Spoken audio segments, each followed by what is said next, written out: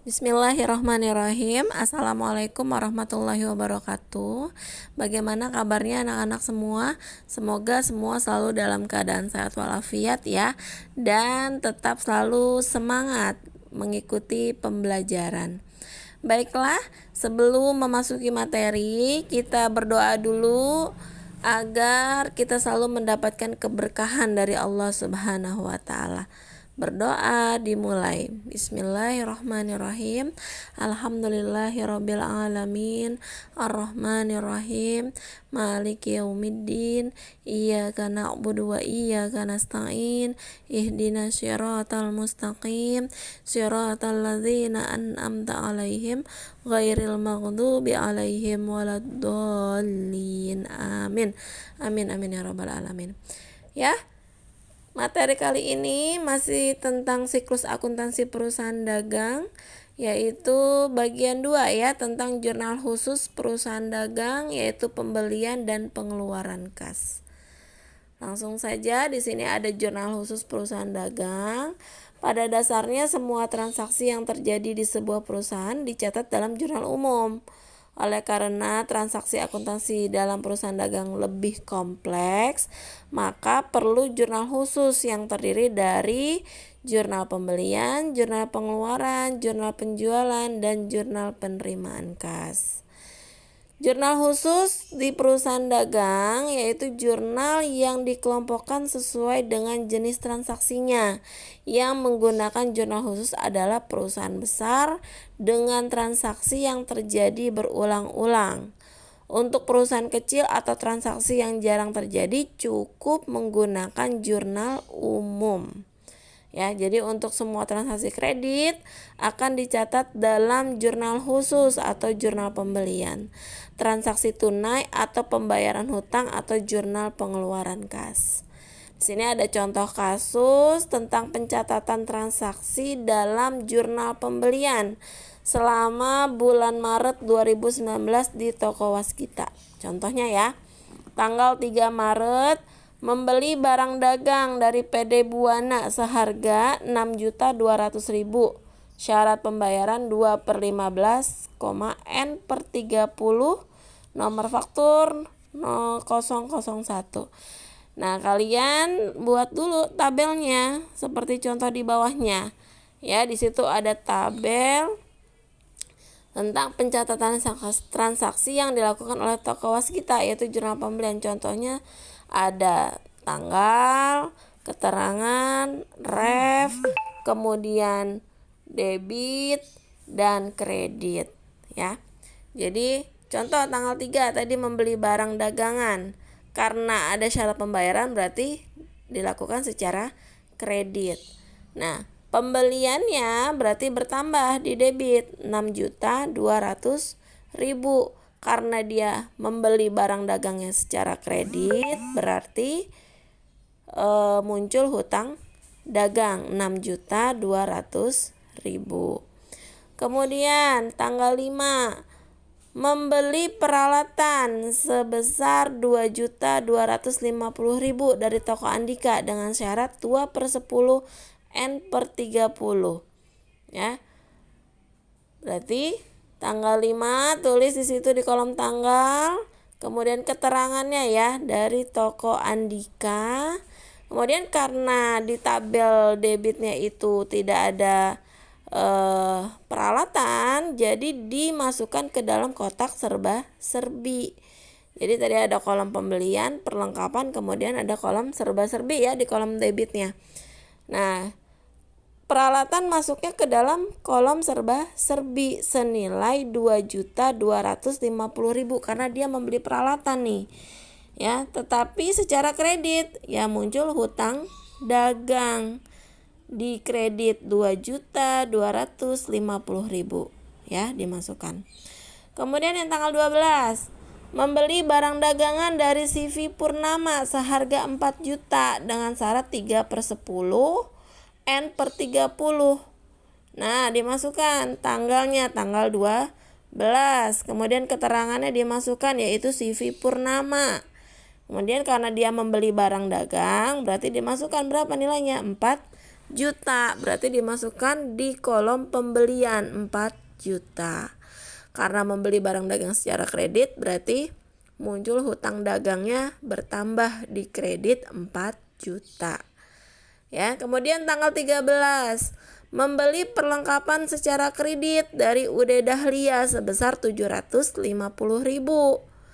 Dimasukkan tanggalnya tanggal 13 Maret 2019. Keterangannya UD Dahlia.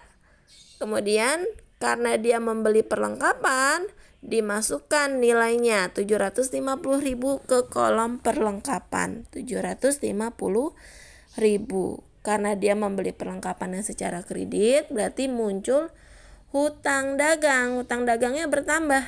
Posisinya di kredit 750.000. Jadi di input ya, di hutang dagang 750.000. Nah, selesai nih contoh kasusnya. Kemudian dijumlahkan. Pembelian di totalnya 10.200.000 ya, 6.200.000 ditambah 4 juta.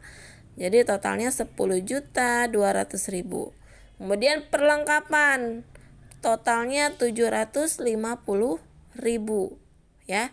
Kemudian di kolom serba-serbi jumlahnya 2.250.000 itu dari peralatan ya. Kemudian di kolom kredit ada hutang dagang totalnya 13.200.000. Jadi kalau ditotalkan debitnya itu sama 13.200.000. 10.200.000 ditambah 750 ditambah 2.250.000. Ya, totalnya sama, balance ya antara debit dan kredit 13.200.000.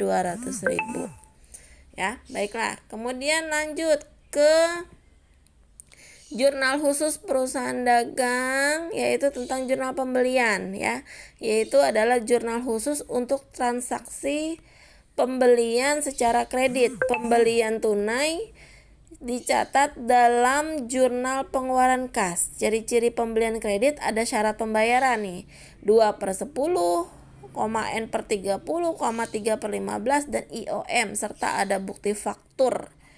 Ya, untuk transaksi yang jarang terjadi dicatat di dalam kolom serba-serbi.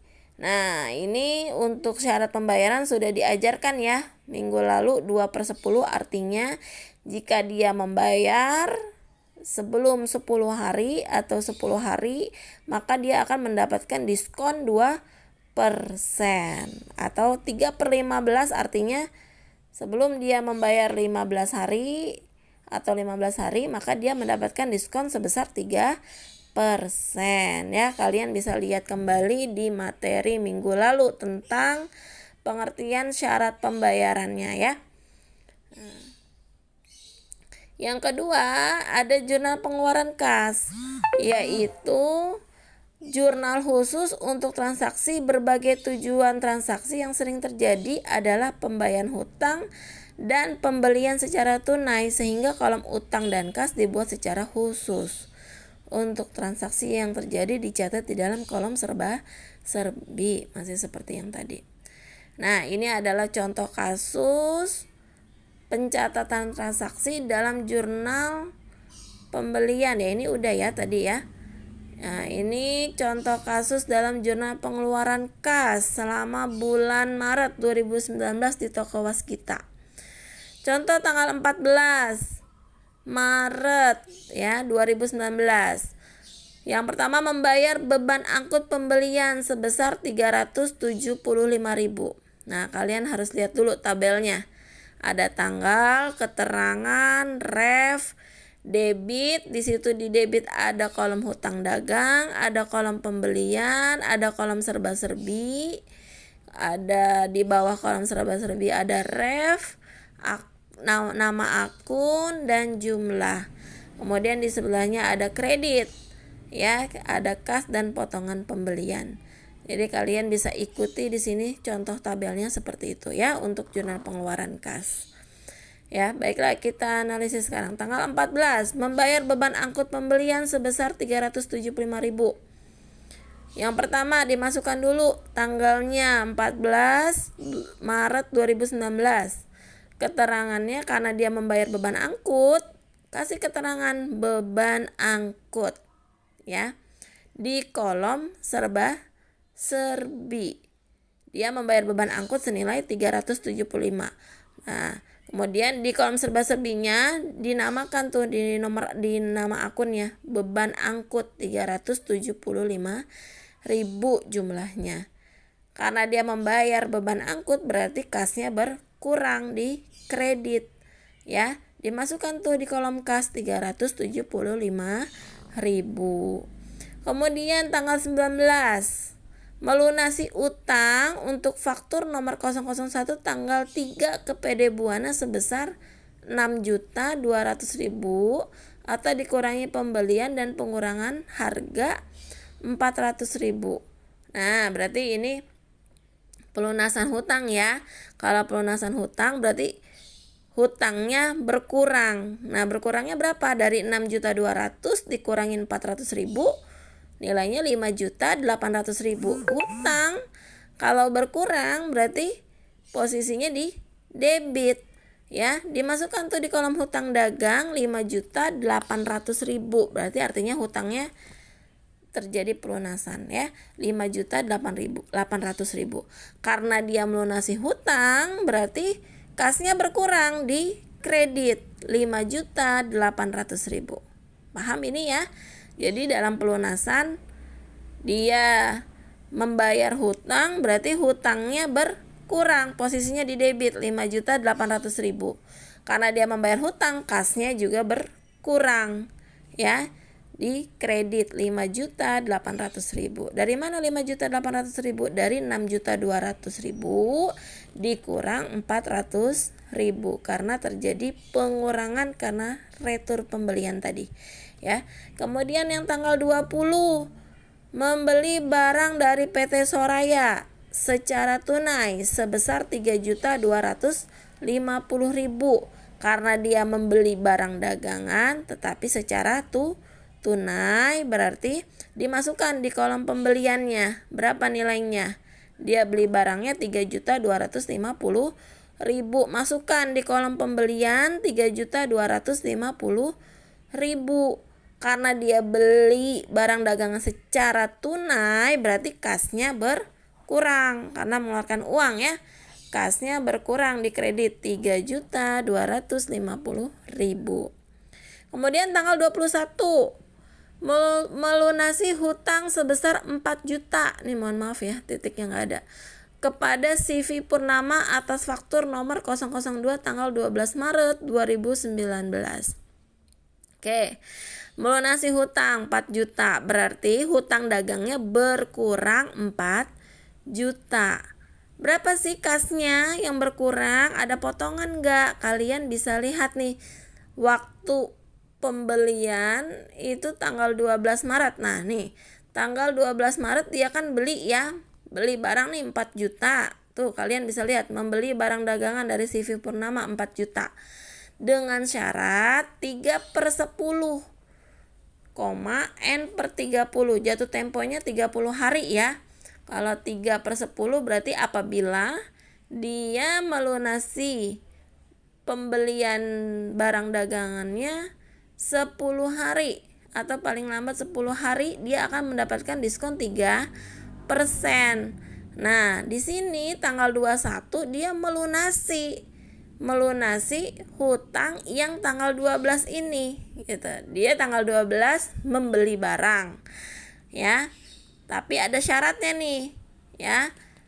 Kalau dia melunasi 10 hari atau paling lambat 10 hari, sebelum 10 hari dia akan mendapatkan diskon 3%. Nah, di sini tanggal 21 sudah melunasi. Dari tanggal 12 ke tanggal 21 berapa hari? Ya, coba dihitung ya. Tanggal 12 ya 13, 14, 15, 16, 17, 18, 19, 20 ya, sekitar 8 hari. Nah, sedangkan di sini syarat pembayarannya kan 10 hari.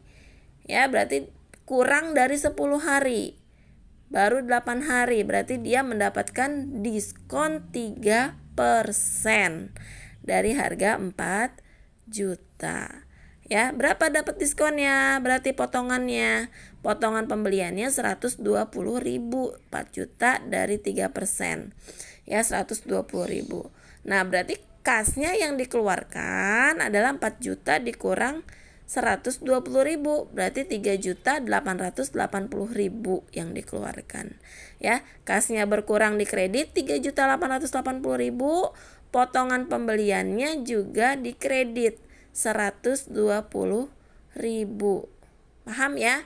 Jadi dia membeli barang sebelumnya seharga 4 juta, yaitu dengan kredit atau dengan hutang.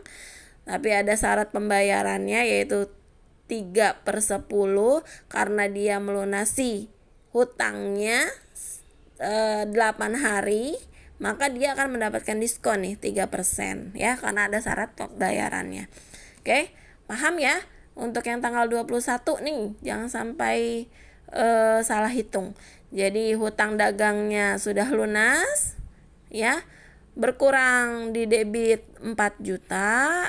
Kemudian kasnya pun berkurang 3.880.000. Kenapa kasnya berkurang nggak 4 juta? Karena ada potongan pembelian seharga 120.000. Kenapa ada potongan pembelian?